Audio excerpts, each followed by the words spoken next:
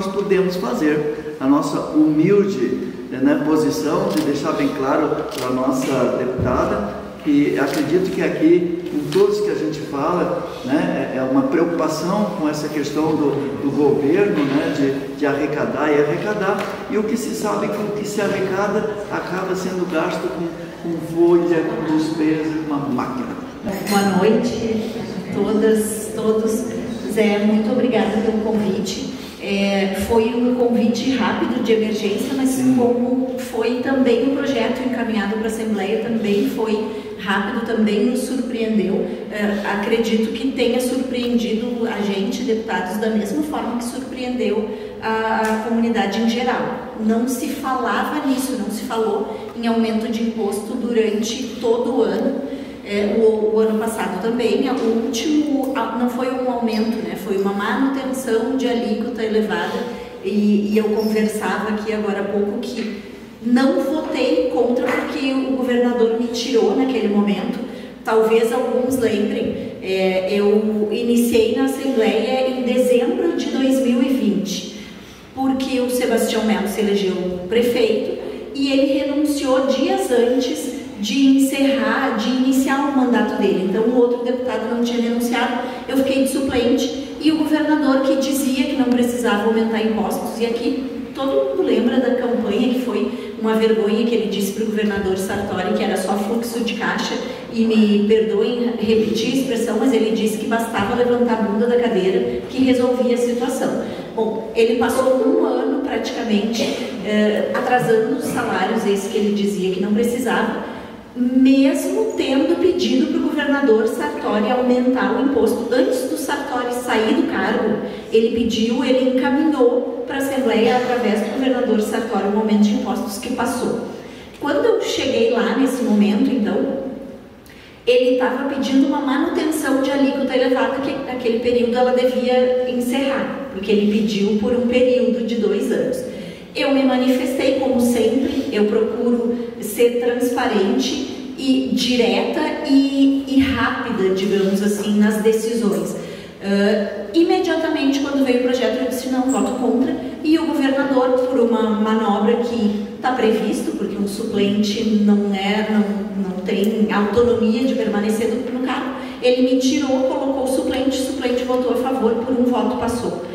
A única coisa que eu quero é que o governo tenha, com as nossas pautas aqui da cidade, das cidades que eu atuo, tenha também esse mesmo respeito. E naquela ocasião eu disse para ele assim, eu sei, governador, que eu sou um voto a mais, o senhor tem uma maioria amplíssima, não precisa do meu voto.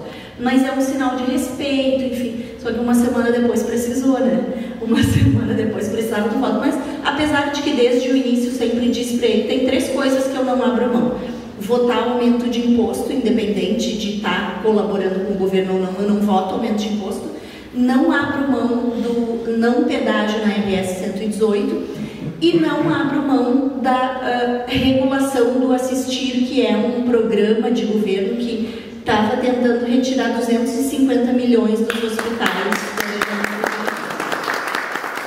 A justificativa para a Assembleia Legislativa do Estado votar esse aumento é que a reforma tributária obriga isso, só que a reforma nem foi votada ainda. Só que estão antecipando o próximo. Exatamente. Esse é o problema. Que, na verdade, no final das contas, porque daí o governador disse que para daqui a 25 anos esse cálculo vai ser feito e o Rio Grande do Sul perderia, então, porque alguns outros estados, de fato, estão aumentando as suas alíquotas para fazer, usando desse subterfúgio. E eu digo isso, usando do subterfúgio com toda tranquilidade, porque se os governos estivessem preocupados com esse parágrafo da reforma tributária, eles teriam ido a Brasília, eles teriam feito toda essa manifestação e toda essa pressão nos deputados federais para eles tirarem esse parágrafo e não votar isso. Então, na verdade, isso é uma bengala. É bom que tenha isso, porque precisa aumentar o imposto,